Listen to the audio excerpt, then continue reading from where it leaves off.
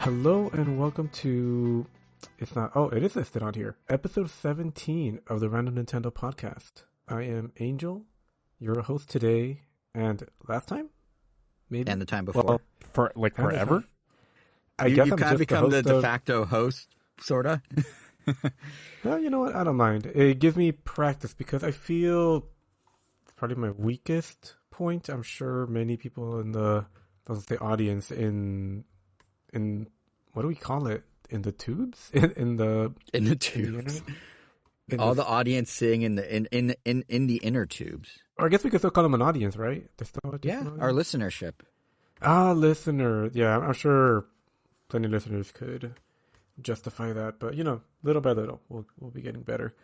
Joining me, as always, we have Jason on below me, and a little bit to the right. Oh, so that's are really we in like close a to building? a Hold on, door. we need to clarify. Are we like in a building and we're on different floors, or do you mean I'm physically right under you? Because that opens up a whole can of worms if it's the latter. I'm taking the group call messenger orientation verbatim. Okay, so good. Okay. Yeah, so you're below me, and Kevin is to my right. You really have to annotate the B part of below because it kept you keep sounding like you're saying below me. I'd like to point out so far, just for those taking notes at home, You've told Jason to blow you 3 times already. and Angel started this whole thing with, I need to work on my hosting skills. So what do we call our audience? And what verb is Jason doing to me? Like, you're already off to a golden start here. So Yes, asking your co-host to blow you and knowing what to call your listeners. Yep. Well, quality you can only get at Random or Nintendo. Yep.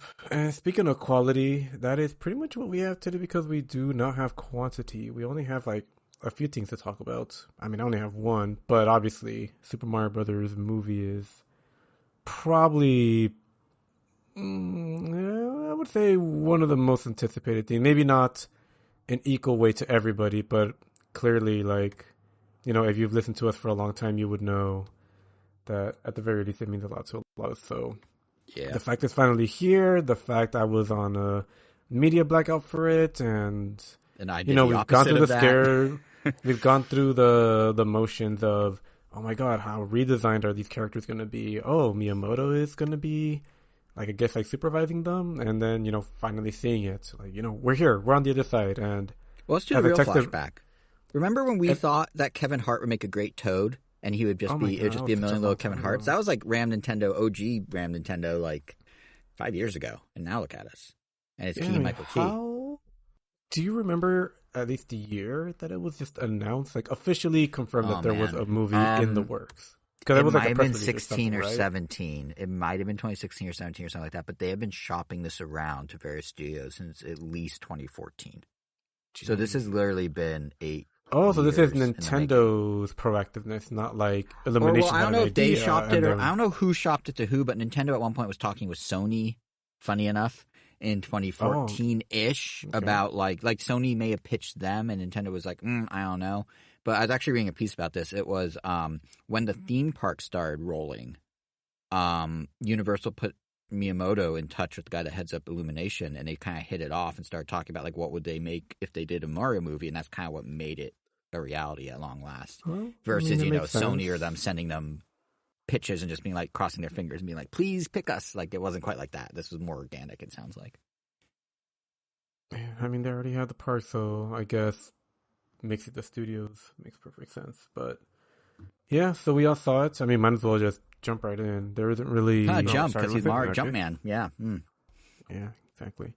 All right, so I guess before Jason gets into his dissertation, I'm going to cut you off, Jason. That's quite literally what I call it at the top of my notes. I literally have Mario movie dissertation as the title of my notes. Not kidding. I think I'm actually going to set some ground rules. So, Jason, you're actually going to talk last because I know you're going to have very profound, deep thoughts about this movie. Okay. Where I feel Kevin and I will be a little more blunt and emotion based, and it'll just be kind of, we'll see how it goes. But feel free to chime in. But if you're gonna jump into a giant, I guess topic, I would say save it. Would you prefer if I put a pin? So if you guys talk about, let's say, a reference that's made in the movie or something. Yes, please say out loud. Put a pin in that, and then we'll.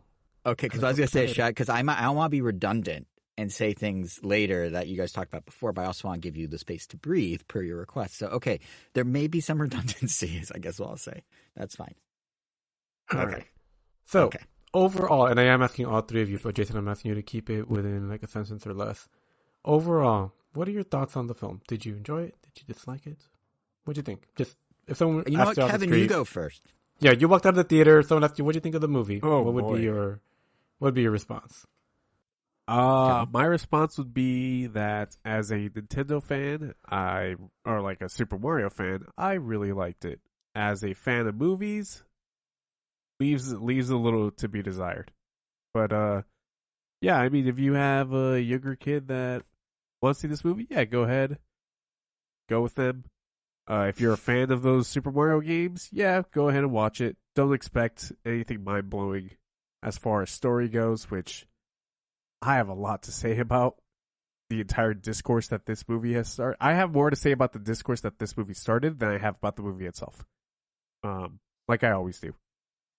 But, I would like to say, Kevin, you have a great poll quote for the poster or the back of the DVD box.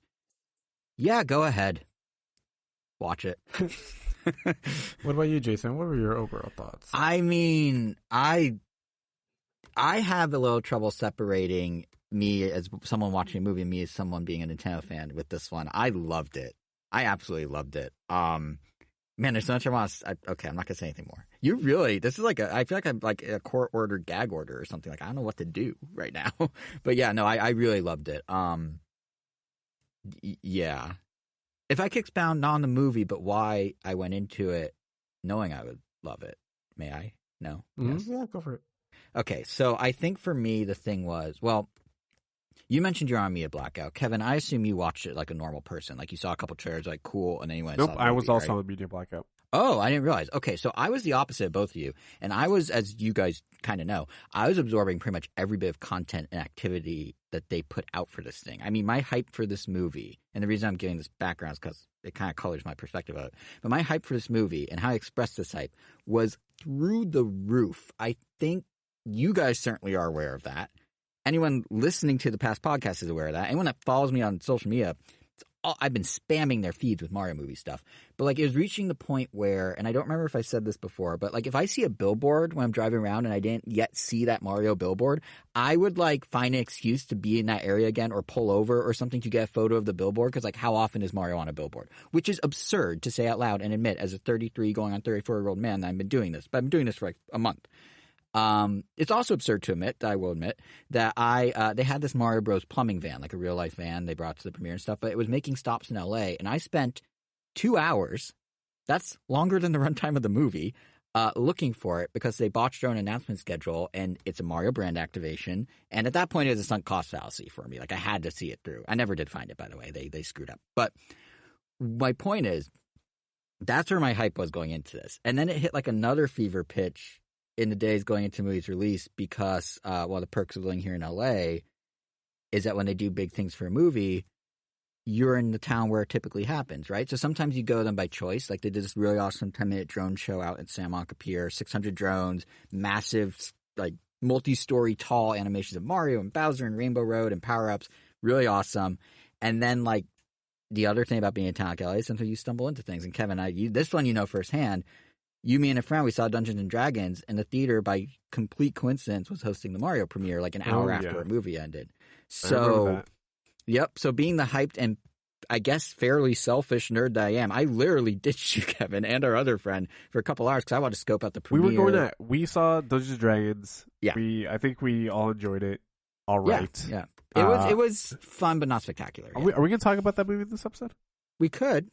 Let's do it at the end. Yeah. Let's add in. Yeah. And then we're like, all right, okay, let's go to happy hour because it was about 4 p.m. somewhere around. Yeah, like 4:30. Yep. 4 p.m. We didn't see Jason back until 7:30, I think. A little sooner. It was more like 6. But still, that's way too long to ditch my friends. But here's the thing. So, like, when I went to the premiere, look what the trade-off was for ditching you, Kevin. Chris Pratt and Charlie Day rolled up in the real-life Mario van that I couldn't find. There it was. and they came and took photos with fans, as did Anna Taylor-Joy. And Miyamoto was there, and Koji Kondo were there. And let me tell you, I got a great, grainy, zoomed-in shot of the back of Miyamoto's neck. So not sure I would even call it great.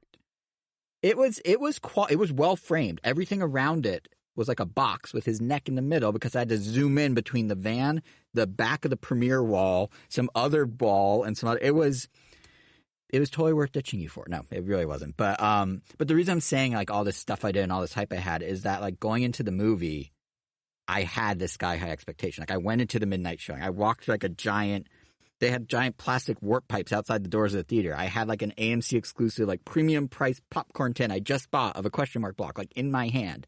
And if this movie sucked, if it really wasn't good, the reality of that would just hit me that much harder because of all this growing hype I went through in the weeks and days beforehand. So what I'm saying is my takeaway is, in fact, colored by the hype to a degree. And it definitely means I'm going to give the movie probably more leeway than the two of you in some regards, I'm sure. But I think it also means that it just had to deliver that much more to get me to be not just happy with nods to fans and Easter eggs and stuff, but like loving the movie as like an entire holistic thing. So coming out of it and being able to say, when you ask what's the one sentence I've now done for 5 minutes, what'd you think of it? And me saying I loved it. Like to me, that has a lot of weight because of how much I was anticipating this. Like the fact that I loved it surprised me almost, even though I kind of crossed my fingers and hoped it would be the case. Like I was really happy coming out of it, not just loving it, but knowing that all that hype kind of paid off for me personally. So, yeah. Angel, what did you think of the movie? Just realized I didn't even say what I thought about it. I really enjoyed it. Cool. Let's move on to the next topic. Yep. And carry on, Angel. We got here Tetris movie. Nope. I will launch into that dissertation if you guys don't talk about it yourselves. I'm warning you. All right. I guess I could jump into some more deep thoughts, and then we could bounce back to between Kevin and I and Jason, as you see fit, but, restrain yourself. You just proved to us. That was me trying to restrain myself with just answering if I liked it. So I'm sorry, friends. So I would say, like, as a whole, like, I loved it. I thought it was great. And, a lot of it does come with, like, stipulations. Like, we know what quote unquote, we know what we're getting into, in the sense that, we know it's a simple video game movie. We know, or I guess we figured, and it showed that there wasn't going to be like a very deep plot or, like nothing super crazy or mind blowing, like Kevin mentioned. But yeah, I mean, I tried to go in with zero expectations as much as possible. And yeah, media blackout did mean like not keeping up with anything, like no promotional stuff. Like when I want to say you, Jason, Universal. Yeah, that was like the only time I was spoiled. Like just going to Universal, trying to enjoy my time at Mario World or Nintendo World. And then like, surprise, Mario Kart's in the movie. Yeah. But yeah, I think my hype is more akin to, instead of like consume everything, it was more like pacing in front of, like, you're at the hospital and you're like waiting to hear if like someone made it out okay. You're just like pacing back and forth in the waiting room. That's pretty much how my hype cycle was until the movie came out. It was just constantly thinking like, oh man, like, are they going to mess it up? Because at the end of the day, and the way the movie felt like coming out of it, it felt like the movie was like really made like for us. Like it was made like specifically to be a indulgent Easter egg hunt. And yeah, and almost like for the very reasons that I feel like it fails some, filmmaking 101 things. Like, pacing, you could argue, is pretty bad because it's neck breaking. It's ridiculously fast. This movie goes, man. It goes. Yeah. It does. Something I did actually appreciate it was the hour 30 runtime.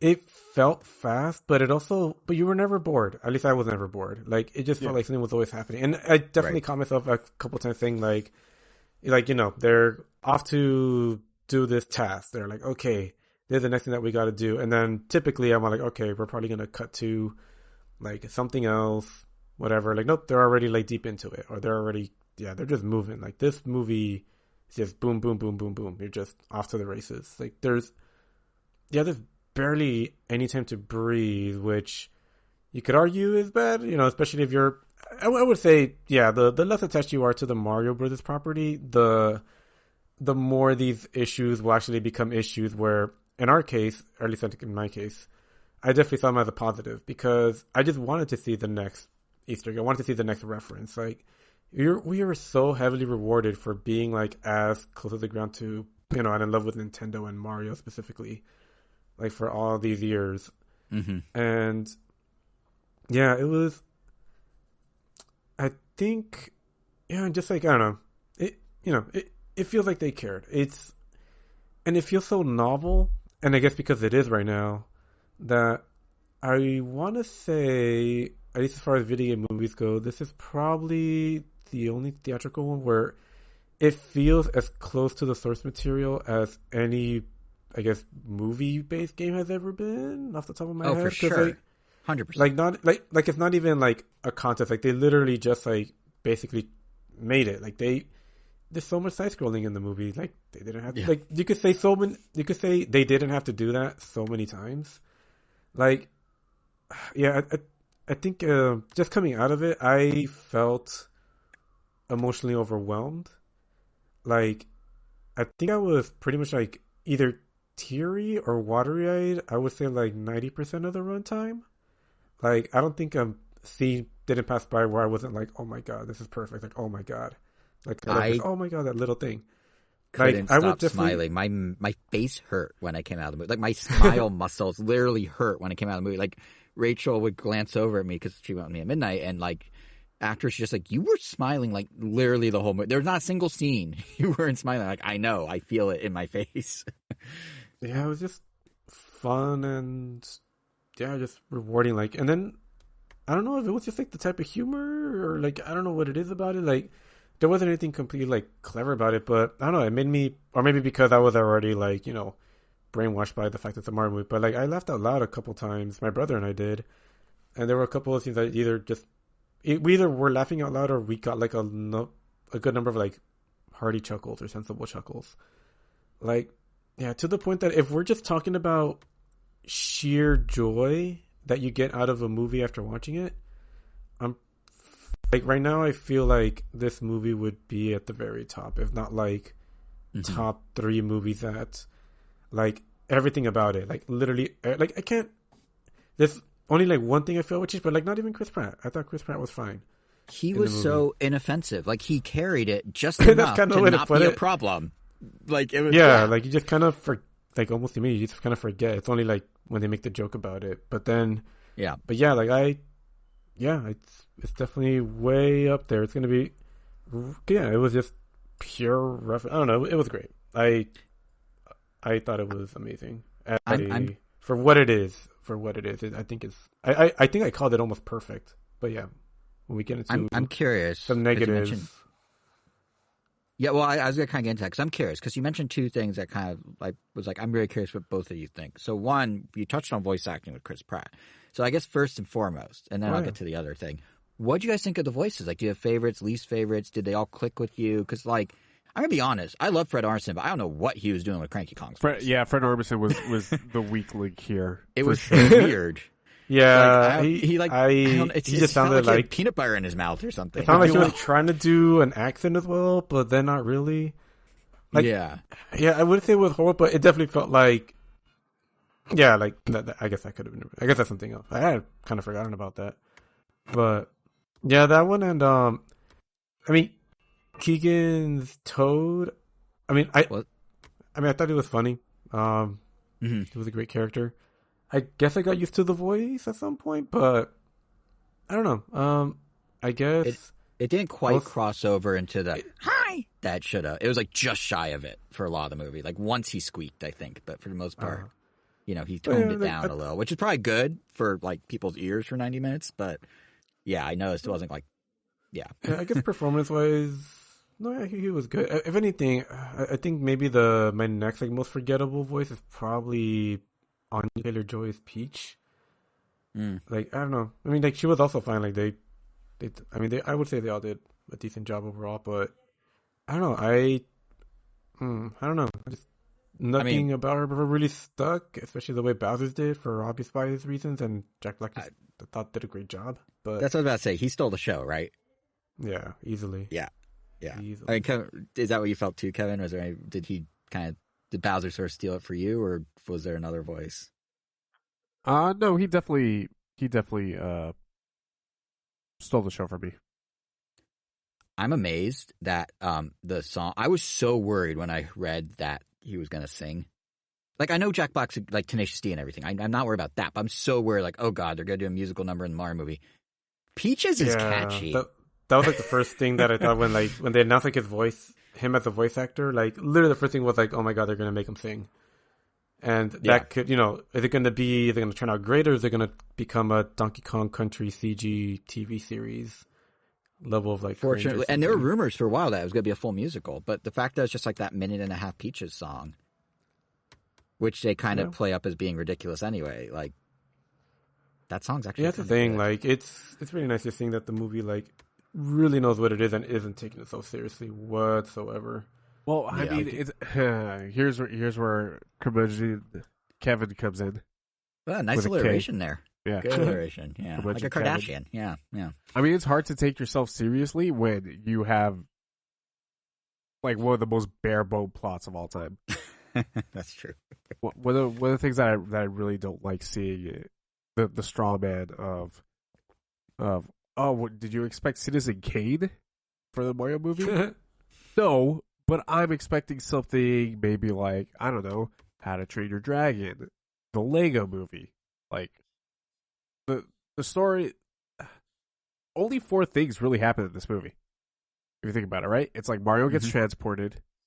A spoiler alert, I guess, for the Mario movie. If you're listening to this podcast, you've definitely seen this movie. You're one of the $377 million, or you're $15 of that. Yeah, everyone listening to this probably. They get transported to the Mushroom Kingdom. Then they go to Kong Island, Skull Island, whatever it's called in the movie. it's randomly the Jungle Kingdom, which I guess they're trying to do a parallel with the Mushroom Kingdom. But come on, it's Kong Island. It's always been Kong Island. Just call it Kong Island. Yeah. The temple that Cranky Kong's in is literally Kong Island in Mario Kart. It's just Kong Island. Then they go back to the Mushroom Kingdom, and then they're in Brooklyn, and it ends.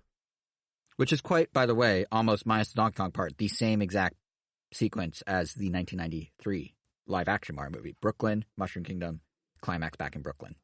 Yeah. But what I didn't like was like there's very little in terms of like character development, I guess, and what is there, like Luigi becoming brave at the end, sort of comes out of nowhere for me. Like I said, it's just I kind of hate this. Like, oh, it's a kids movie. Like, come on, let's expect something a little bit better, yeah. Wow, you went full Succession cadence there with that question statement. That you sounded like Shiv to a T just now.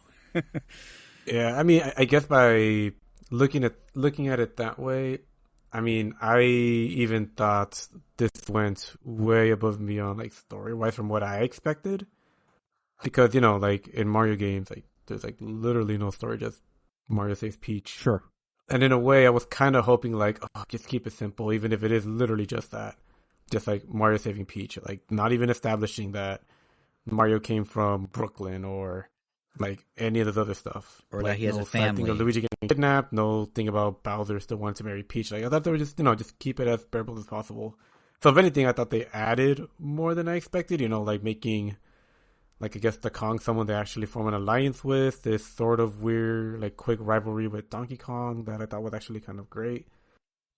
But, yeah, but I could definitely see that, yeah. That's kind of the stuff that was kind of put on the chopping block when you have the breakneck speed of this pacing. Like, and characters barely got any development, but the very little development we did get also, like, blew Obis in my mind, because we were like, oh my god, like, maybe in the sequel or something. This is before we saw the movie. Like, we were wondering, like, how are they gonna incorporate, Baby Mario, Baby Luigi, like, outside of, like, Oh, yeah. That was great. Oh, that was a swerve I didn't see coming either. Yeah, that was so cool. And it was the video game models specifically. Yeah, like I thought for sure, like if they're gonna redesign any of them, they're probably gonna redesign the babies. But the fact they kept those, like, except Peach, she's different. She's kind of the same. They changed her hair. She's just a little. The same. Yeah. She's just older than what we usually see her in. But she's toddler Peach. Yeah. Otherwise, I was like, damn. Speaking of Peach, Peach was the only redesign that I really didn't like. Something about her face just did not look good to me. I think they really pronounced. They really know pronounced her upper lip. I don't know what that area is called, but like it's oddly more detailed than other characters. Like the area between the upper lip and the nose. Yeah, there was something about the face was just off to me every single time that they kept cutting back to it. Yeah, I get what you mean. Like Mario, very quickly, I was like, oh yeah, that's Mario. But like Peach, it still was like, oh, this is the movie Peach. Yeah, I got a little of that. Also, we didn't mention it with voice acting, but since you said Donkey Kong a second ago, they got Seth Rogen to do the Seth Rogen laugh as Donkey Kong, as all the memes predicted. So that was a moment. I'm not even saying it's a good or bad moment. It's just a moment. I enjoyed it, but oh yeah, I thought he was great as DK. But other question this one turns out, because we do see Mario's family.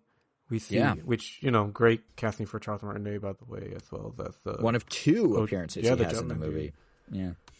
But, they're all living in, like, how... I guess, for some reason, not until Mario went to his room to sadly play Kid Icarus, that I wonder, like, wait, how old is he?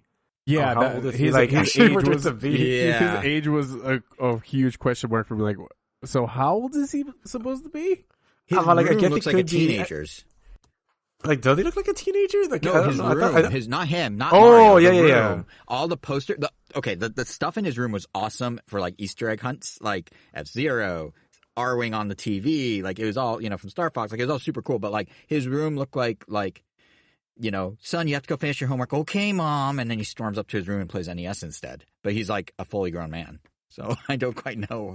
Which like it's probably not even too. I mean, my room I guess has posters and but his like the extent to which it looked like a high school, you know what I mean? No, like, I know what you mean, but like all the way in, yeah. But I would say like his portrayal and I guess how he looks. I don't know. I always kind of placed him like in the late 20s, early 30s. He's considered in his mid 30s. I thought.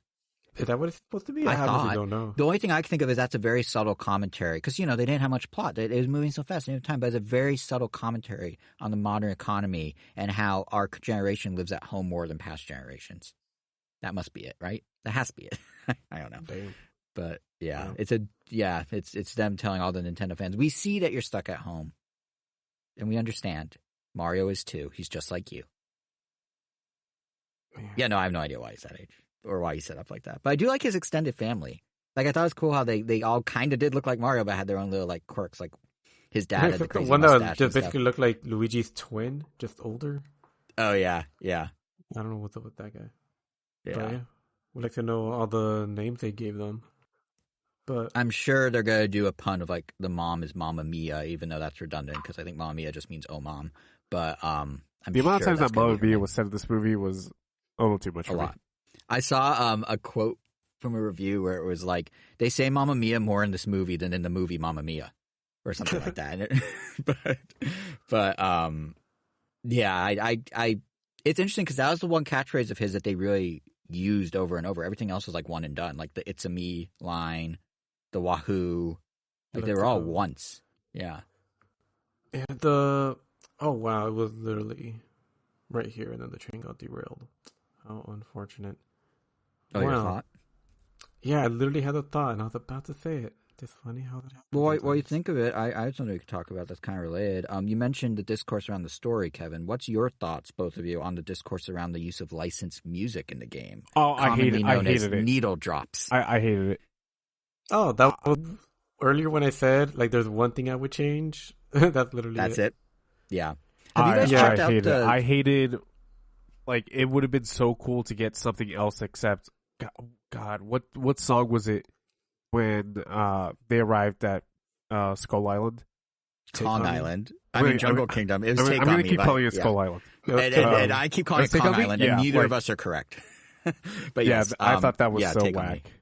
It didn't make sense. You know what sucks? So have you guys gone and looked? It makes absolutely no sense. I know, I don't understand why they did, but have you looked at the soundtrack track listing I online. listened to it on the way back from work today. Okay, there you go. So then you maybe know, Angel. They composed as if those needle drops weren't going to happen. There is a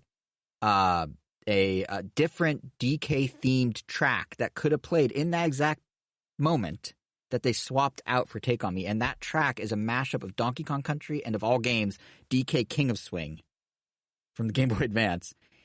And it's just like, why didn't they use that? Like, what did they gain by using Take On Me? I think stuff like Thunderstruck by AC/DC was like, okay, kinda. That was I need a hero or whatever. It's like I think that's a rite of passage for video game movies. I mean, Detective Pikachu did it. Mario did it. The Tetris movie does it in 2 different languages. So it's apparently just a staple of video game movies. But like the other stuff, like, yeah, I don't know why they played Take On Me when they had this awesome 3.5-minute Donkey Kong track that this composer of the movie, Brian Taylor, did. I saw somewhere he's claimed his soundtrack, which in and of itself is almost 90 straight minutes if you listen to the download or buy the physical from iam8bit, it references 130 different games and intermixes them, which is awesome, and it sucks that we don't get to experience the full extent of that because they overlaid it with licensed stuff for no clear reason. Yep. Yeah. Didn't like it. That being said, though, while I would say it was the one thing I would change, it was literally on the other ground that we just mentioned, or that you just mentioned, that they could have used anything else from the actual games, which, as you know, from the soundtrack, like, they did have that, but for some reason didn't. But that being said, as a huge fan of oldies, I still liked all the music choices, and I really still very much enjoyed their presence and hearing them there. But it was more of like they could have done more, not because specifically Take On Me or any of those, because I do like all those songs. Like, think of how awesome, maybe a little too much. Think of how awesome that orchestral arrangement of the star power up that we got right at the end. Oh, it was so good. Like, that's one of my biggest smile moments. The music, aside from the licensed stuff, the music's incredible in this movie. It's outstanding. That guy, Brian Taylor. Like, I keep saying his name because I want to give him full credit because he did that. Like, Koji Kondo obviously wrote the underlying tunes, but he sat there and mixed all those songs from all his games together and made them cinematic and theatrical and really good. All the flourishes are great. Like, even when you only hear, like, when there's the Rainbow Road track. Actually, it's not even called the Rainbow Road track, but when you hear the beginning of Rainbow Road, you just hear like 5 notes from like the Super Nintendo one. And then it just kind of goes off into its other thing. But, little stuff like that. And then the DK area just had a lot of, I guess, musical cameos that were just great. I was really pleasantly surprised with Kong Island, a.k.a. Skull Island, a.k.a. Jungle Kingdom. More like, that was one of the biggest surprises for me in the movie. It's just I didn't expect them to go that deep with the Donkey Kong stuff. Maybe I should have, because they're building out the Donkey Kong expansion at Nintendo World, and obviously there's some synergy there. But, like, I didn't think they'd end up in his treehouse. That looks straight out of Donkey Kong Country. Like, I didn't think they'd go to the temple from the Mario Kart track, and that's where Cranky Kong's at. Like, and the music from Mario Kart 8 plays when they're, like, making the cards. That was awesome. Yeah, it's like, it was just so well done. Yeah, this movie does, and this is criminal Kevin. This movie does so many things so well. That's a little disappointing that the stories where it falls a little short. Yeah, and I think one of the things we haven't touched on, if I can launch into my dissertation, I do want to talk about the layers of references, because I kind of touched on some cool stuff, like, oh, Kong Island was really cool, but like, I think what's interesting here, sorry, I'm like kind of skimming over my notes as I'm saying this, but I think what's interesting here, and kind of what a lot of like film critics did latch onto as a critique of the movie, is in fact how much of it leans on the source material. And we're talking about like it's a positive, right? Like, we're like, oh, it's so great, like it's a love letter to us. But I feel like a lot, like I saw multiple reviews where there was a review, I don't know if it was Variety or someone, but they're basically like trying to explain who Mario is in the review, which to me is like, no one reviews Looney Tunes as like, so there's this crazy rabbit and he's constantly asking for his doctor. Like, that's not a thing. People know who Bugs Bunny is, and then they work within that. So the fact that a lot of the critiques are like, oh, well, there's all these things referencing this character you may not know. It's like, no. This guy is one of the most iconic people in the characters in the world. They know who Mario is. And what I thought was kind of cool is how they played with the fact that people know who Mario is at varying depths, like in the movie. Like there's almost levels to how it pays homage to Mario, no pun intended. And I think this is where we're really going to get into some nitty-gritty spoilers if we haven't yet, because I'm going to start like rattling off examples. So obviously we already said, you probably have seen the movie, but just to be extra crystal clear, if you haven't seen the movie, skip ahead. So I guess like to me there's like 3 levels to the references, and I think that's what's really cool. So on the surface level is kind of the Easter egg stuff, right? Like I think where this is probably most prominent, actually, in my opinion, was the Brooklyn segments, outside the Mushroom Kingdom, beginning and end of the movie, where Mario's in a world that's both comprised of Nintendo IPs, like we were talking about his room, and it's full of stuff. But also that means Nintendo exists in that world in some capacity, which is kind of an interesting, like, what is Mario then? But, like Mario has his own NES. We talked about the posters on his walls. Well, it's clearly Jumpman. Yeah, I guess so. I guess that's the difference. Yeah, because it is. It just never switched out of Jumpman. You're right. Yeah. But yeah, like we talked about the poster, Jumpman is in the Punch-Out Pizzeria. There's the R-Wing on top of the TV, I think I mentioned now, Ray. Luigi's ringtones, the GameCube boot-up jingle. There's storefronts and billboards, like in Brooklyn, with like the playing card logo from Nintendo, like the old N logo Nintendo used on their playing cards in like the 1950s. Like that was cool to see. There's a car wash with the balloon fight guy on it. That was kind of cool. Like those are the most obvious examples to me of, hey, Nintendo fans, look at us recognizing you and giving you a big wink and a nod. And that was super fun to spot as a fan, I think. Like I really enjoyed that. And there's a bunch, obviously, we haven't even mentioned between the 3 of us. Like this movie, it's going to require a few viewings to catch them all, I think. But I think in a weird way, how front-loaded the Brooklyn sequences were with those references. I don't know if you guys felt this way, but it almost kind of took me out of what was going on with the bare bones main story that was happening. Like I was getting almost too distracted, noting in my head that like, oh, hey, the construction site is level 1-1, or, Mario's dad is Charles Martinet, or like things like that, because it's just so boom, boom, boom, reference. Like even when they go to the plumbing job at that like super modern house, all the way, I don't know if you guys spot it, all the way to the far edge of the shot in the living room, like at the very edge of the screen, is a glass vase shaped like a Pikmin. And I was focused on that and not what was happening on the other 90% of the screen, because I was like playing Where's Waldo, which again, loved doing as a fan. It was super fun, but I think that was, that's kind of the base level, like the bare bones going to the Mario movie. What I wanted to do was have. Well, maybe that's why the story is so bare bones. So they maybe, know you don't have to really but I think they attention. go deeper in that. But no, but like honestly, I remember like Kevin, was it 2 episodes ago? You were saying to me something like, "Well, if the movie sucks," and I basically said, as long as they have these sorts of Easter eggs, I'll be pretty happy. So they checked that box. And I think this sort of reference hunting that was right at the start of the movie that kind of checked that box is almost like a good contrast with other ways that the movie, to me, utilized the source material in a deeper way. Because, Angel, you were touching on, it just felt the most akin to the games. I think there's a couple reasons why.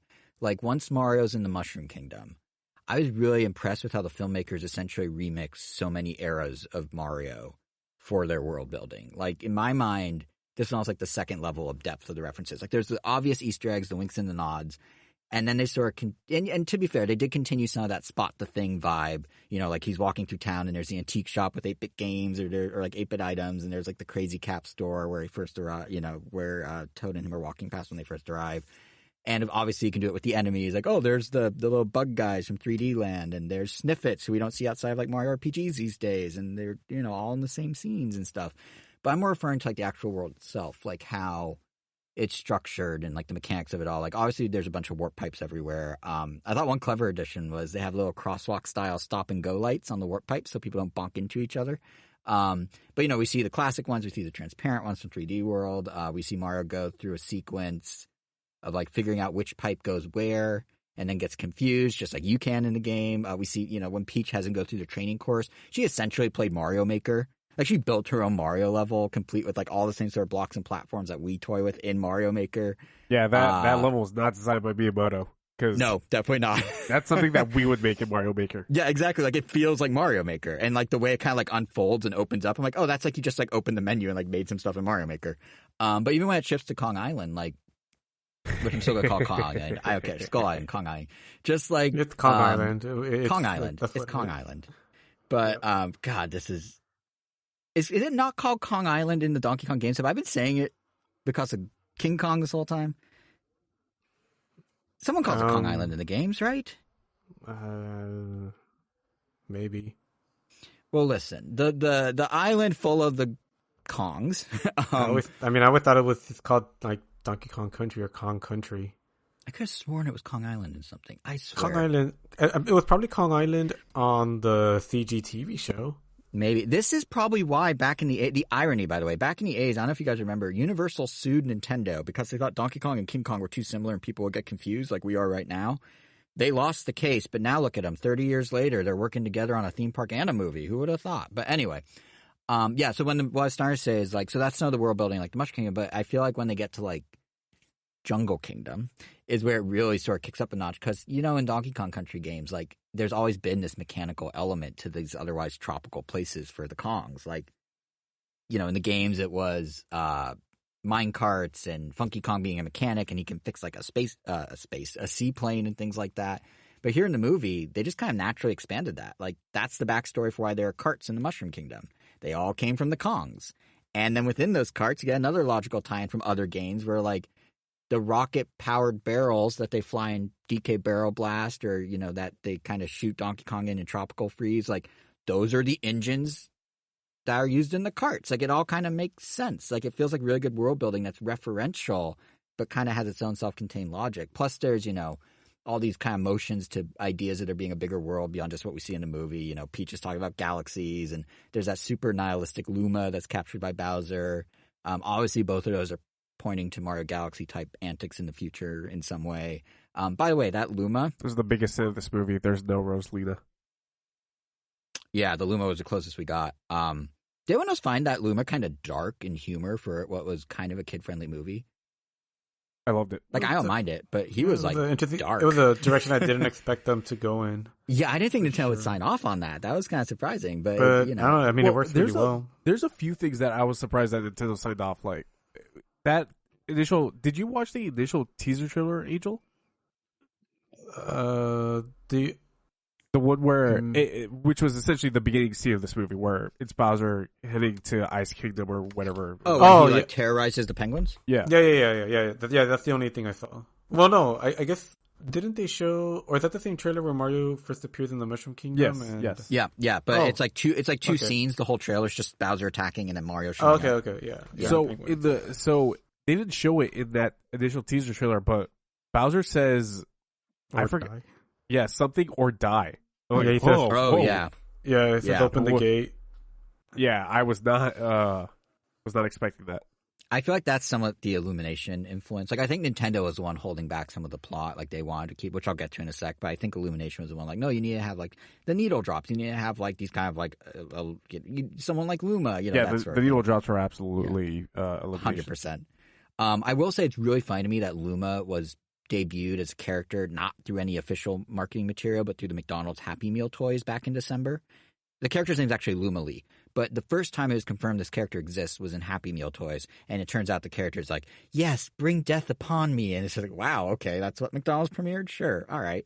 But anyway, I was getting at with like talking about, you know, the Kongs and their technology and the Mushroom Kingdom and its pipe systems and the hints of Galaxy is I think whether you're like well-versed in Mario or just kind of have a passing understanding, it does tie together well, I feel like. Like the world ties together well. Admittedly, some of it feels like they're doing it just so they can make the reference.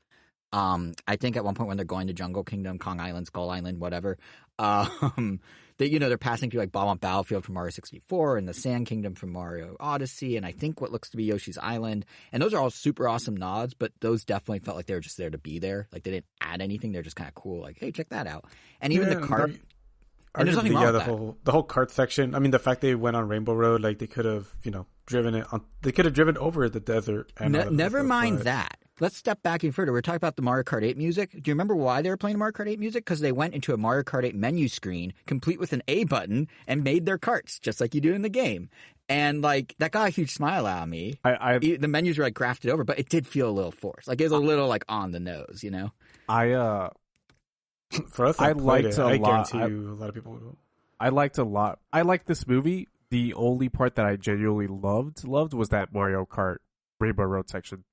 Oh, the Rainbow! I think Rainbow Road worked. Danfield contrived. I feel like them building the carts was a little like, But I still absolutely love the reference. But even when they're like zooming in on them pressing the A button to confirm, I'm like, okay.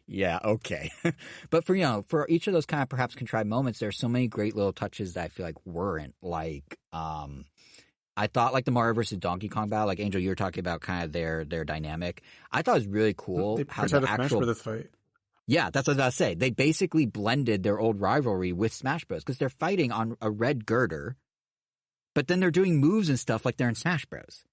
And I just thought that's a really cool kind of like combination that makes sense in the world and feels organic, but it's still a reference. It's not just like a wink and a nod. It actually like made sense. Or like the Rainbow Road scene we were just talking about.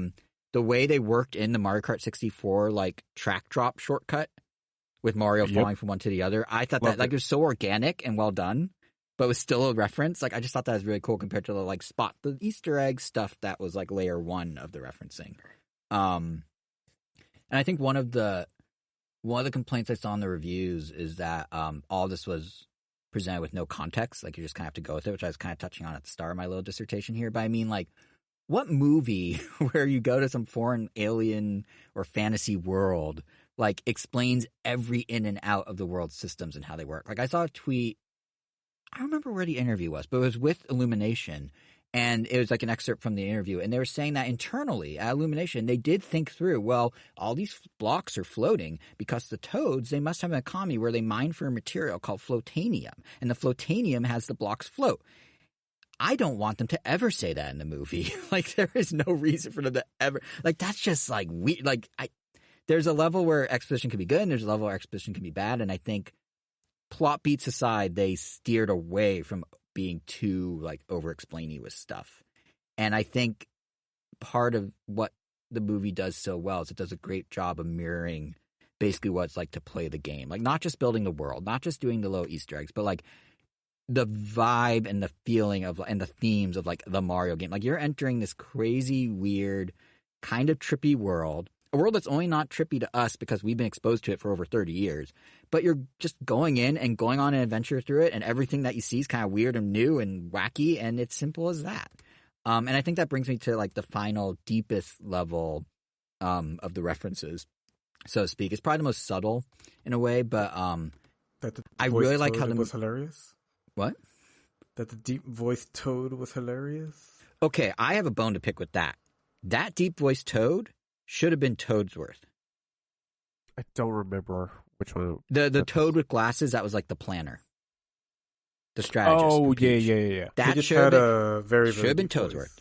It looked kind of like they were trying to do Toadbert or whatever his name is from the Paper Mario games. Or Mario RPG, or Mario and Luigi, one of them. Because they are blue and they have glasses. But that should have been Toadsworth, and it is a shame that for all these references they get right, they left Toadsworth out of the equation. Toad isn't really a strategist, though. He's her right-hand man. Person.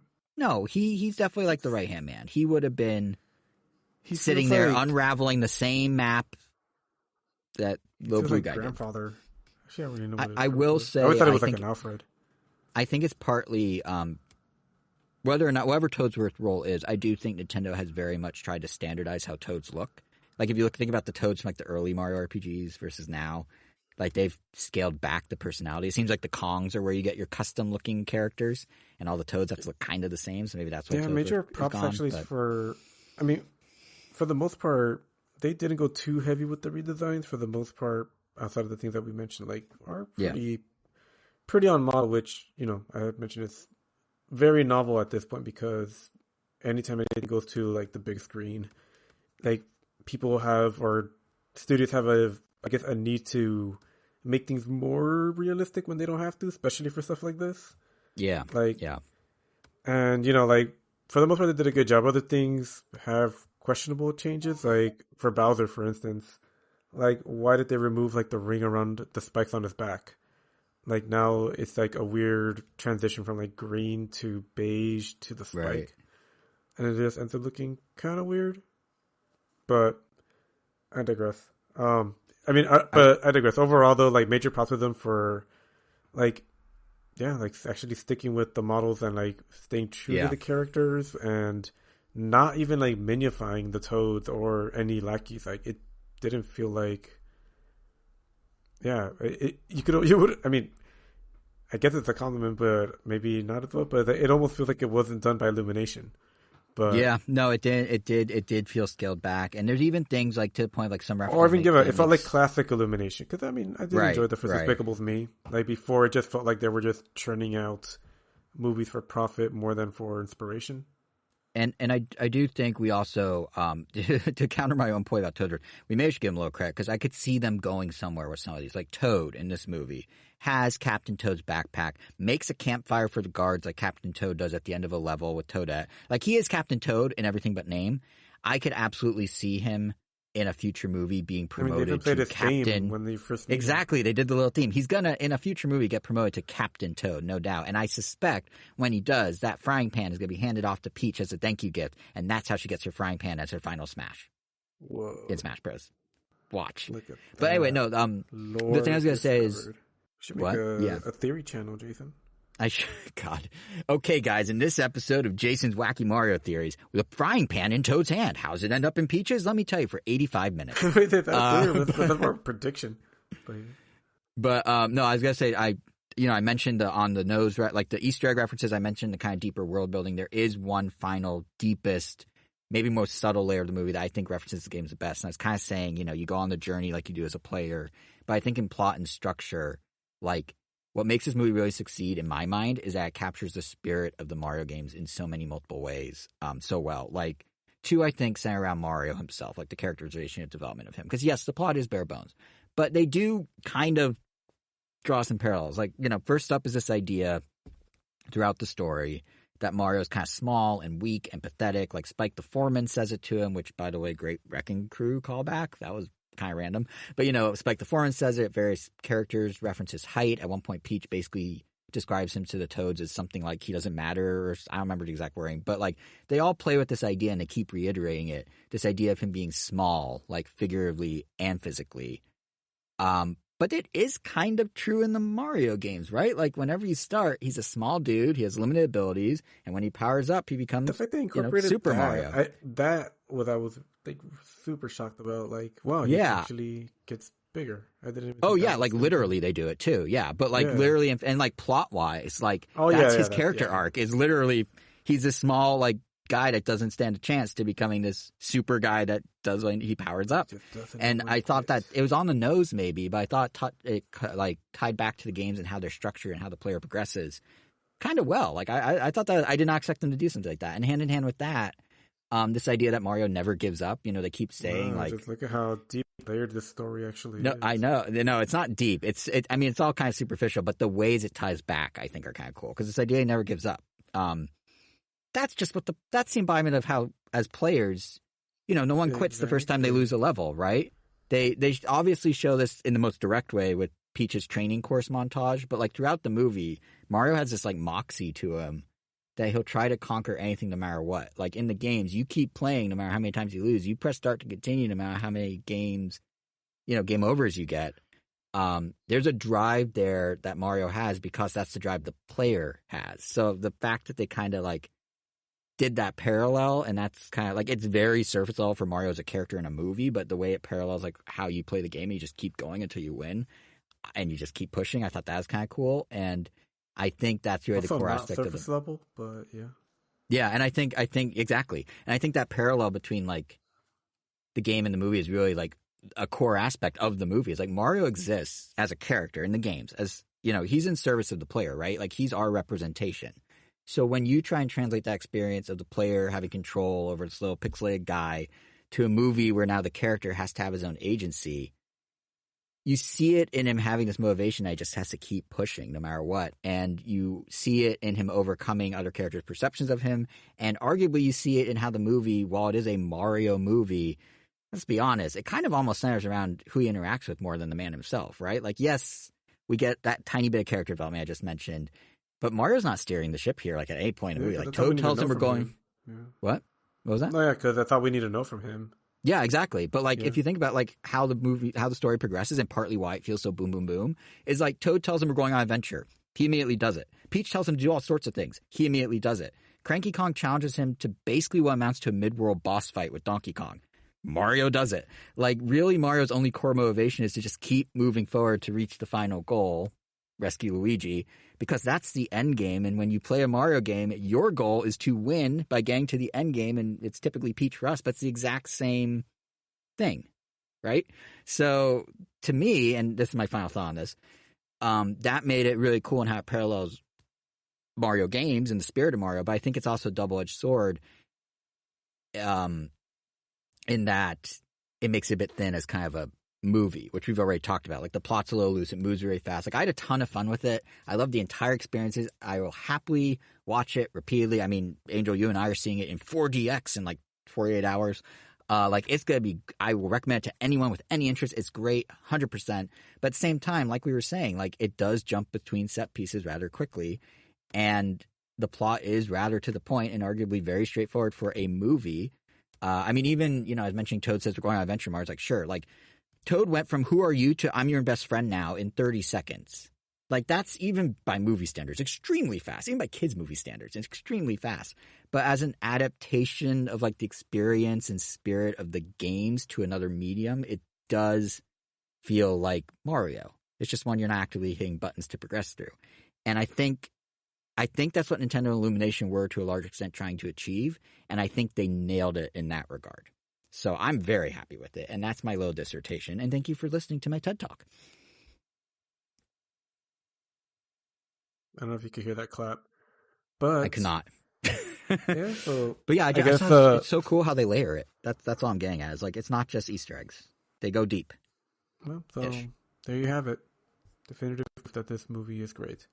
Any other final thoughts before we move on to the next thing? The next thing's kind of about it, right? I'm looking at the list here. So what comes next, guys? Mario's a hit. Like, Mario broke box office records. It's the biggest worldwide opening for an animated movie ever, surpassing Frozen 2, $377 million. Second biggest opening of an animated movie in the U.S., only behind Incredibles, $204 million. Biggest 5-day opening ever, surpassing Transformers Revenge of the Fallen of all things. Biggest Illumination movie opening ever. Biggest opening of 2023. It surpassed Sonic 1's entire box office in a weekend. It surpassed Spider-Verse's entire box office. Or almost, I take that back. By now it has. When the tallies came in worldwide, it wasn't there yet, but now it is. And it's very quickly coming up on Sonic 2's $405 million. Like, Peaches is the number, I checked right before we record, the number 4 most downloaded song on iTunes right now in the country is Peaches. Wow. It's the number 2 trending song on YouTube Music. It has 6 million views between 2 videos. It is eligible for Oscar nominations. That's where we're at now. So what happens next? Because Nintendo clearly has a cash cow here. Do you guys see... Where do you guys see this going? Where you want it? Where do you want it to go? Do you want a bigger universe? Do you want just a sequel? Like, we haven't even talked about the stinger and the post credit. Like, what happens now? There's post credits. You guys didn't stay for the yeah, there are 2. No. So the mid credit super spoilers. Do you want to know them, Kevin? Sure. Okay, mid credit was just Bowser doing the song again, but he gets interrupted halfway, and you realize he's still Minnie from the mushroom, and he's in like a birdcage essentially, and he's like, "Do you know who I am?" I'm Bowser, and then they interrupt him before he can say his name. And then the end credit is essentially almost exactly like a shot-for-shot recreation of the ending of Godzilla 98, which is really random, but basically there's an egg left behind in the sewers where Mario and Luigi went into the Mushroom Kingdom, and the egg cracks, and then you just hear Yoshi, and it cuts to black. Oh, There's a Yoshi in Brooklyn, just like there's a Godzilla in Brooklyn. I looked at the plot on Wikipedia to see if there's a post-credit scene, and neither of those two are on there. So I was That's funny. Wow. But yeah, Great. I guess first question, before we get to like, what does this mean for Nintendo? What do you guys want to have a sequel? Because obviously Yoshi's in Brooklyn now. What happens there? Man, honestly, I don't know. There's so many ways they could take this, but I feel like I would love to see either like the introduction of Bowser Jr. Like, he's already basically he already had a son. They don't have to explain like where he came from. He's like he was just in boarding school or something. Well, as we know, they don't explain anything in the movies. Yeah, exactly. So I would either like Bowser Jr. to like basically like the movie starts with like him, basically breaking Bowser out, just like rescuing him, and then they have the revenge plot or whatever. Or they could take it another way. They could have Bowser Jr. slowly getting revenge on Mario and Luigi because, he hates them because of what they did to his dad. Maybe doing Shadow Mario stuff or whatever. But basically, I want to see Bowser Jr. Or if they don't go that route, get the Koopalings involved in some way. Because I also can see them, breaking Bowser. Where do you stand on Wario or Waluigi? Jack Black wants Pedro Pascal to play Wario. I mean, it'd be cool. I was really hoping they would be in the Stinger. If anything, the Stinger was kind of like, oh, okay. Yeah, that was my exact thought. Okay, yeah, so we walked out of theater, and I was talking to Rachel about it. The one thing that kind of bothering me, besides the needle drops, is we saw Yoshi in the middle of the movie. We know he exists. That felt kind of there he is again. And Rachel's like, no, but he's in our world, not their world. I'm like, yeah, but it's Yoshi. We know he's in. Give us a character that wasn't there yet. Give us Rosalina. I don't know. Give us something. It felt kind of like, oh, yeah, I get it was a nod to Godzilla 98, which again is incredibly random, but besides that, it's appreciated. All of a sudden I caught it right away. Yeah. Godzilla 98. Yeah, I had a feeling, as soon as they did the zoom in on the egg, I was like, oh, it's going to crack, it's going to be Godzilla all over again, but yeah, that was just sort of random, but, let's say sequel aside, so Nintendo now has a cash cow. Some analysts I was reading today said that Nintendo's probably going to make over $1 billion profit off this movie alone, excluding marketing, excluding Illumination's cut, excluding Universal's cut. Nintendo themselves are going to make $1 billion off this thing with all said and done. So clearly, that is an opportunity for Nintendo to probably start doing other stuff. If my hunch is we're not going to see it for a long time. We were talking at the top about how they were shopping around, or Mario was in development forever, and before that Sony was vying for it, and I feel like this was very much a litmus test for them. Does Mario work? Can we do movies? I think they're kind of waiting to see how this went. The fact that blew expectations, went way beyond it was projected to make $100 million maybe in opening weekend in the U.S. It made $204 million, it doubled. So obviously they're probably now oh, there's something here. But to start that ball rolling, to find the right studios to do each type of franchise or IP, I don't think it's going to happen overnight. But if it were me, I feel like besides doing Mario sequels, Illumination might be a good fit for Splatoon if Nintendo wanted to ramp that up. Kind of a similar vibe. I don't think Illumination can do anything else, but maybe Kirby. Funny, I remember telling Elvis after, it's oh man, they have so many properties they could do. I don't know, I wouldn't mind if they even go more into, make a more focused Donkey Kong movie, because I would love to see more of Diddy Kong and Dixie. Yeah, the Diddy Kong. The Diddy Kong shot, all the Kong, not all, but 6 of the Kongs were in the movie in various ways. It was cool. Yeah, and I love that they all really love DK, and especially Diddy being his biggest fan. It's oh, it's just how he's supposed to be. But the cut to Diddy where he's sitting next to Dixie and was it Tiny Kong, I think, right on the other side Chunky. of him? Or was it Chunky? It was Chunky. Okay, yeah. But it was Baby Kong. Whichever Kong. Man, when they did that cut to the 3 of them, that was one of those few times that in my head I was doing the Leonardo DiCaprio pointing at the screen meme. I don't know, there's so many references, but that one for some reason really just got me. I was oh my god, it's all the Kongs. But yeah. Yep. But yeah, expanding that would be cool. Yeah, but then we were also thinking well, maybe it doesn't even have to be a sequel to the Mario movie. Maybe they could expand to other properties, and I don't know. The sky does feel kind of the limit, but yeah, this just makes me wonder. Does this mean that we're that much closer to a Zelda animated film? Because I feel just action and story wise, I feel that's the one I'd probably want to see the most, and then maybe a Metroid movie. I feel like Zelda, they definitely need to get a different studio to do it. This is not Illumination's wheelhouse. I don't know who it would be. Maybe an anime studio, actually. That might be more of the style of Zelda, but I don't think Illumination could do Zelda. No, give it to DreamWorks. Or give it to Sony. Or something. Yeah, because actually Sony might be able to do it, yeah. Yeah, because there's a thing today going around of oh, imagine if this was reality and it was the Nintendo Cinematic Universe and it was Nintendo and Illumination present the Mario movie, the Donkey Kong movie, the Star Fox movie, the Metroid movie, the Kirby movie, the Smash Bros movie, and then another I'm forgetting. And I was I don't know forgot about Kirby. One of this. Yeah, Kirby could fit. But yeah, I don't know if they all make sense with Illumination. I think Nintendo's in a unique position where they can shop. Like, how cool would it be if they find the right company to do, like, they could do Don't they have their own animation studio? They could just They hire do now, talent at this yes, point. that's true. They do. But, and maybe they'll lean on that more. But I'm just thinking, like, it'd be fun if whoever it is, the Pikmin short people are still around, so they could do more. But as I say, Star Fox as a mini series, like a Netflix tongue-in-cheek CG, basically Star Wars crossed with Zootopia. Like, they could turn that into something, but I don't think it's something Illumination would handle. It'd be someone else that, like, can capture that vibe. So I think the studio.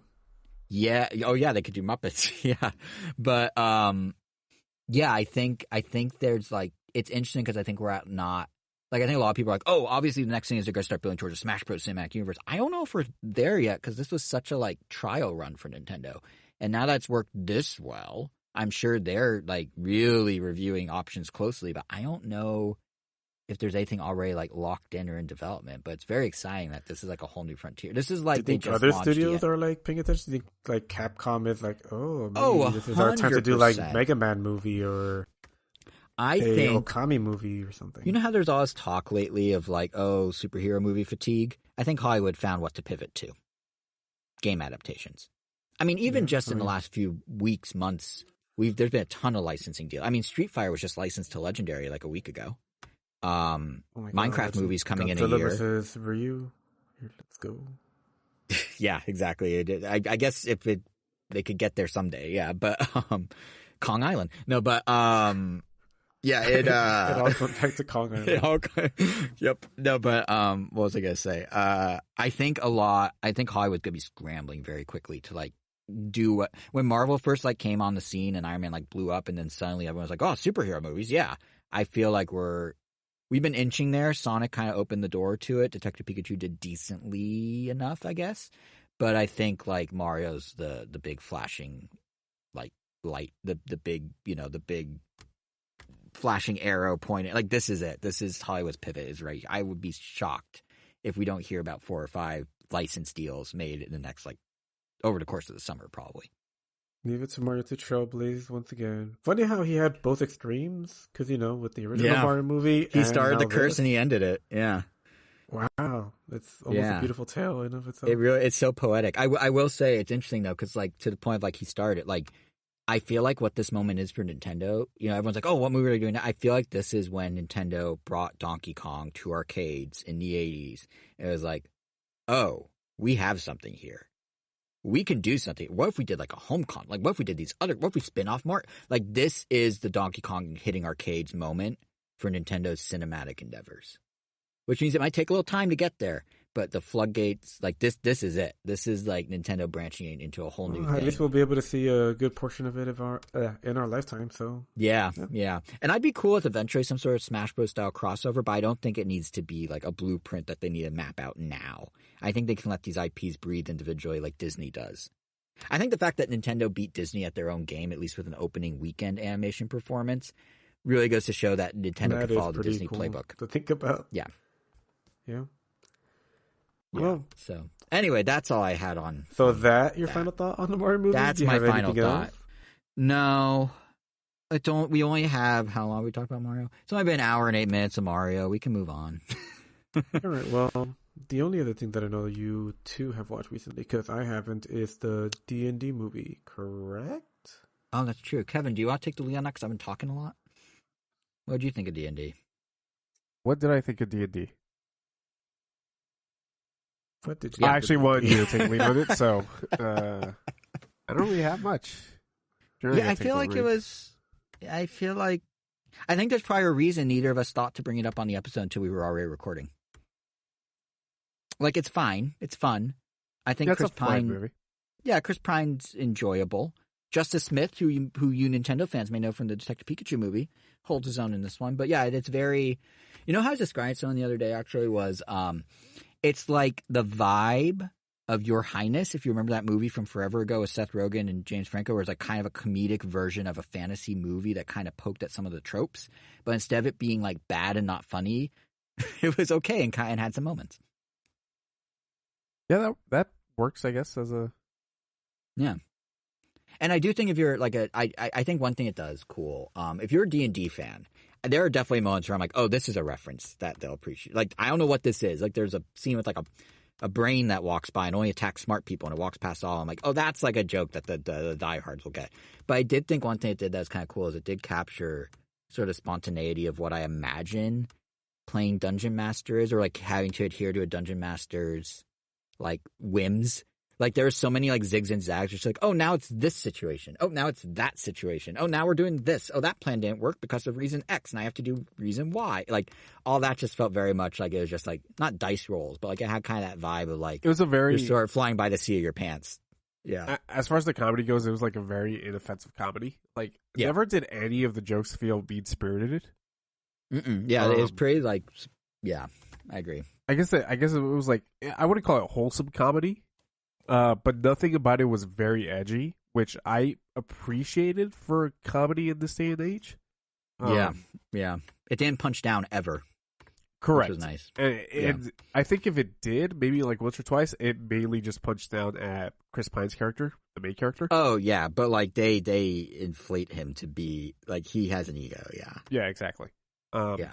So it really just levels him back to being a normal person more than like hurts. Yeah. But yeah, I'm trying to think of what else. I feel like it'd be a great movie if you're like if you're a fan of fantasy films or D&D, like go see it in a theater because like they put effort. You could tell the people that made it really were fans of what they were doing. Like it's all like a lot of the costumes are practical. Yeah, but like a lot of the costumes like practical effects. Like a lot of stuff where it's just like okay, like there was some care and some like TLC put into this, but I don't know if you're not a diehard D&D person or a huge fantasy fan if you need to see it in a theater. I think you could get a lot of mileage out of it, like if it hits whatever. Who makes it? Is it Paramount? So Paramount Plus? Whatever it's on. You'll probably have fun watching it in an evening if you just want to like chill and watch something, but unless you're a bigger fan of the genre or the franchise, you probably don't need to rush to a theater for it. It's kind of where I'm at. Well, I don't know if that's your sort of assessment, Kevin. Yeah, I think you nailed it. Okay. Next, Angel. What's the next movie on the list? We're doing all movies. And that was the D&D movie. Amazing. We spent. It sounds like you guys gave it like a 7 out of 10. It was like a 6 out of 10. I'd say like 6.5, 7. I'll give it a little higher. Oh, okay. But yeah, no, it's definitely it's enjoyable. It's amazing we spent so long talking about Mario and so short talking about D&D. Well, goes to show we're called Randomer Nintendo and not Randomer Dungeons and Dragons. Is there enough for you to talk about another movie, or is that it? I got one. All right, well, let's hear, I'm guessing, about the Tetris movie. Yeah, if we want to talk about back to video game adaptations, kind of. I mentioned it before, but like the connective tissue of this episode is movies that play Holding Out for a Hero, the I Need a Hero song. Because Tetris, like I said, does it twice. In two languages. D&D? No, but that's not a video game movie, see? I said only video game movies. But yeah, no, so it's funny because like in the same week, we got a movie about Nintendo and Mario, and then we got this other movie about Nintendo, the Tetris movie, which unlike Mario, it's for those who aren't familiar, it's live action. It's a very Hollywoodified retelling of the basically the rights battle to publish the original Tetris game outside of Russia. And I will say, even with the passive, wait, Kevin, you ended up not seeing it yet, right? Yeah, I took a nap instead. Okay, I mean that's good for your health. Yeah, you gotta make sure you're well rested. But I will say, even with okay, how do I phrase this? I think so. I have a passing knowledge of the backstory of the Tetris rights battle, and Hank Rogers, who is the center figure of it. There's this great Nintendo history book I've talked about on the show before. Game Over, Press Start to Continue. This book talks about not just the Tetris thing, but actually the universal Nintendo lawsuit over Donkey Kong versus King Kong. So another weird through line this episode. But anyway, even with what the book informed me, I don't think I would have guessed a movie adaptation. I don't think not only do I not think it would have existed, but I don't think I would have guessed that it would be part caper, part like diet political thriller, and that would actually do it quite well, and it would actually be a lot of fun. So obviously for me personally, there is an added element in my brain going, oh, neat, because like this is in fact a weird little slice of Nintendo history that they're telling in this story. And of course, there's plenty of movies that adapt real life business stories and do it to varying degrees of success. I think we talked about it before, Kevin, like Social Network's like top tier for both of us, right? It's like The Founder. Yeah, The Founder's a great one. Right now there's the story of the Air Jordan at Nike. Just is out in theaters right now. It's called Air. It's directed by Ben Affleck. It's supposed to be really good. There's actually a BlackBerry one coming out in May that it looks a little kitschy, but it looks kind of fun. It's from IFC Films, I think. But having it be about like people you know from your own fandom of a brand like Tetris is, and seeing how they like capture the likeness so well of someone like Nintendo's president at the time, Hiroshi Yamauchi. Like they got his like terseness, if that's a word, how terse he is, I guess. They have like his orange sunglasses, his orange tinted glasses, like, you know, they have the like directness and vulgarity that Howard Lincoln from NOA was very well known for, if you've read up on him ever. Like that was cool to see, like that attention to detail. But in the grand scheme of things, I would say that Nintendo elements are relatively small here. Like this is really the story of Hank Rogers and the many, many people who had their fingers in the Tetris pie, rightfully and wrongfully, and how that all sort of shook out. And I think the guy that plays Hank Rogers in the movie, Taron Egerton, he really carries, like, major credit to him. Like, he carries this thing. Like, he's such the heart and soul of the movie. Like, he's the main character by a long shot, and, like, it all revolves around him, and he does a great job. And one thing I found that was kind of interesting, and I have mixed feelings on this, I think, is the movie has a style where they kept kind of being like, hey, this is about video games. And they did this by using sort of like pixelated 8-bit cutaways throughout the movie. And I say I'm mixed on it because I thought some of it was actually kind of cool, but other bits felt a little weird. Like whenever they introduced a new character, they'd show like this little 8-bit version of the character with like a brief bio and their name and stuff. And those were like, I mean, the quick cuts, now that I think about it, kind of remind me of Scott Pilgrim a little and vibe, but like, I don't know, that didn't work so well for me. But on the flip side, that again, the whole freeze frame nameplate. Well, it wasn't just a nameplate freeze frame. They cut away to like a NES game screen essentially, but just had the character there with the nameplate. And then they cut back. So the character was like a little 8-bit, like quirky looking version of the guy. And that was kind of weird to me. But then on the flip side, I thought it was kind of clever. And it did add sort of to a frenzied pace that this movie already had. That as Hank Rogers kept like escalating who he had to talk to for the Tetris rights, they do establishing shots of the new city or country as like the start screen of a new level. Like you literally say like level 1, level 2, level 3, and show like a building from that country or the building he's going to or something, like had a moniker, which is very silly in the same way the People one is. But that one kind of makes sense because, like, you know, the stakes and challenge go up with each step he takes in the movie to get closer to the original rights. So, like, it kind of makes sense that you, like, go up in level to harder difficulty. Like, I kind of got that. But my favorite, though, was, and this is sort of, it's in the trailer, but it might be a spoiler for those who haven't seen the trailer, so I'll give you a second to skip. Okay, my favorite was they do a car chase in the third act.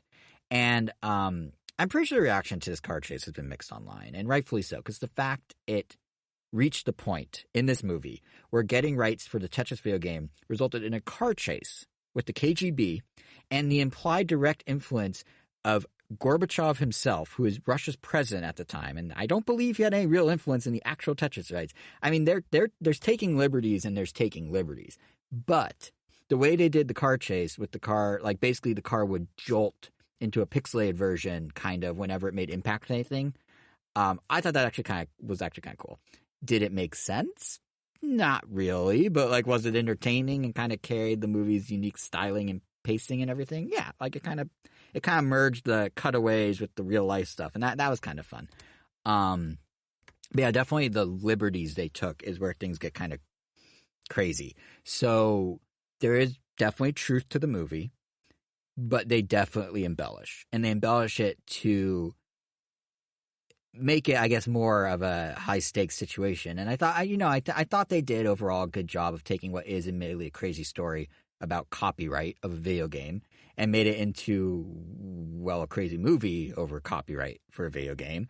But it does work. Like, it's embellished for sure, but if you roll with it and ride with it, it's fun. Like, it's fast-paced. It has some heart. It borrows the right, like, subgenre vibes. Like, it has that feeling of, like, a caper film at time, like kind of a crime caper. It has some spy movie elements, some like I said before, like diet political thriller stuff. It's all there where it needs to be, and they do a good job with it. Like it's fun. I'm not gonna spend an hour talking about it like I did Mario. There's not something that's gonna necessarily like win all the Oscars, but it's a fun time, and it has some roots in some Nintendo origin stories. So if you're interested in that, it's worth checking out, I'd say. And it's on Apple TV, so if you have a subscription, you can just pop it on whenever. It's a good time. So that's Tetris. Plan on watching it. Definitely sounds yeah, it's fun. It's fun. Yeah.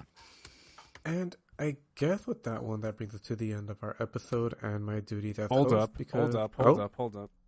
Ooh, surprise attack. Angel. Yes. What is the secondary nature of this podcast? What do we talk about? I know where this is going. I don't know why I sound like Frankenstein when I acknowledge the yum to buck ratio. Wow, Angel. Close. I don't know how frequently we talk about that. But... Does it involve a 4-letter word that's also the first half of an app that ends in chat? It does. Aha. Angel, can you figure it out yet? Angel has to say it. Nope. Let's try a different one. What does a camera shutter do? Snap. All right, it's time for the. Welcome to the Snapback, everybody. What do we call it? Snapback. Or... Yeah, and it's in the back of the episode today. Marble Snap. God damn it. Yeah. Well, I uninstalled that game from my phone already. You uninstalled it? I did. You are missing out on what would probably be your favorite season, called Animals Assemble. No, yeah, I'm still kind of keeping up with the meta by videos, but yeah, I haven't played it. I also deleted Hearthstone and that other one, Brawl Stars. Yeah, very quickly, I just want to talk about the new season. The new season's card is Hitmonkey, from the TV show Hitmonkey and the comics Hitmonkey. Like the Hulu Hitmonkey with Jason Sudeikis? Yes, you're right. Is that good? Is that show good? It got canceled, but and yet it has a that doesn't mean that's not a signifier of its quality. Hitmonkey's ability is an on reveal, gain +2 power for each other card you play this turn. I've been playing him with a Sarah deck, and he is so good. Broken. He is so good. Just out of nowhere, he's a 2 cost, right? That's nothing. But with Sarah, he's a 1 cost.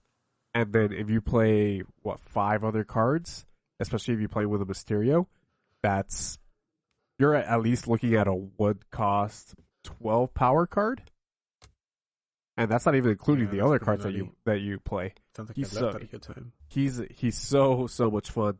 The problem now this season, Angel, do you think if this Animal Kingdom season started, you would have gotten even more sucked in?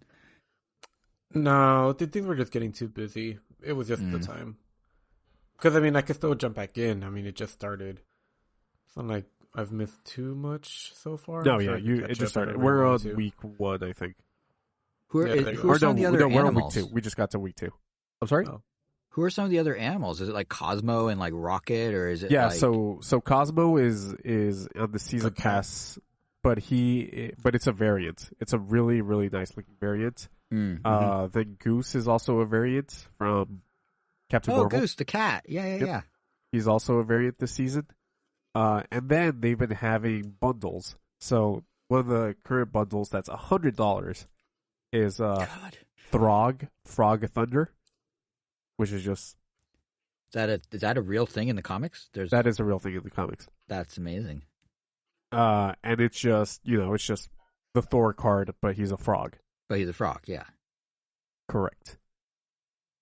And then currently right now there's the Avengers bundle, which you get Booster Fantastic, then Ant, and then Captain America dressed as Ant-Man. What? There's an ant dressed as Ant-Man? It looks like the card just makes it look like a chibi Ant-Man, to be honest with you. But, still though. But yeah, it's an Ant-Man. I'm not kidding when I Captain say America. That between the wordplay, the animals. Actually, just between those two things, I may go back into Snap and check this out. This may get me to come back for a couple weeks. I don't think it'll be long term, but I'm intrigued. I'm very intrigued. The season is. This game has been plagued by the Shuri and Red Skull Taskmaster meta, and they haven't done anything to address that. But didn't they pull a different character recently due to some meta issues? Kitty Pryde kept breaking the that's game. Right. Yeah, they're doing over-the-air updates now instead of doing monthly updates. From what I gather, hotfixes, basically, right? Yeah, so the over-the-air updates essentially will change. From what I gathered, the over-the-air updates can only really change the cost and the power of a character. It's the monthly updates that will actually change the character itself, if that makes sense. Like the mechanics of the character. Yes. Yeah, that makes sense. Yeah. Yeah, so interesting. Yeah, so that's and they can only do so much with over-the-air updates. And they did it with a few characters. I don't remember off the top of my head what they did them with this most recent time. I think it was just Red Skull. They changed them from 13 power to 12 power. But Shuri is next on the list of getting nerfed, apparently. I'll be very interested in seeing how she gets nerfed. And what that then does to the meta. She is a menace right now. What? I was just saying what that then does to the meta, like the ripple effect of nerfing her. Yeah, exactly. Like right now, the meta is dominated by Shuri, Red Skull, Taskmaster, and Thanos decks. I think are like huge. Oh, and Galactus decks, which Galactus decks are kind of tricky to try and beat. But I don't know. I still haven't got Galactus. I'm looking forward to eventually getting him. That'll be fun. But yeah, that was the snapback. Back to you, Angel.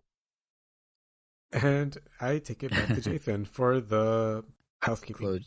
I was going to say real quick, weird side note, when we were guessing, when we said Snap and Angel still didn't pick up on it. Imagine if this was 20 years ago and we were talking about Pokemon Snap and then we started throwing around terms like hot fixes and the meta. It's so interesting how all these terms have sprung up in gaming that literally didn't exist a couple decades ago. It's like a whole different world, gaming. Anyway, beautiful. Isn't it? I sound like I'm on drugs. Like, whoa, gaming's different now. But yeah, okay, housekeeping. Here we go. So thanks for tuning into our mega movie episode. You can find future episodes that may be just as mega in movies or games or who knows by following us on Twitter at Random Nintendo, by subscribing to us on all the podcast apps. Those include, but are not limited to, Apple Podcasts, Spotify, Google Podcasts, Amazon Music, Stitcher, iHeartRadio, TuneIn, and our YouTube channel, which is at Random Nintendo. Individually, we are also on the internet. I am at JSR7 on Twitter. Angel is at Wero, WERRO_O at Twitter. And Kevin is at KVNGomi on Twitter. And I don't know why I'm using this tone of voice all the time. But Angel, I turn it back to you now. All right, well, I guess we'll turn it back to Jason for the final word. Wait, I have the final word too? What? Okay. Okay, fine. I would like to retcon every Donkey Kong Country game to be renamed Kong Island.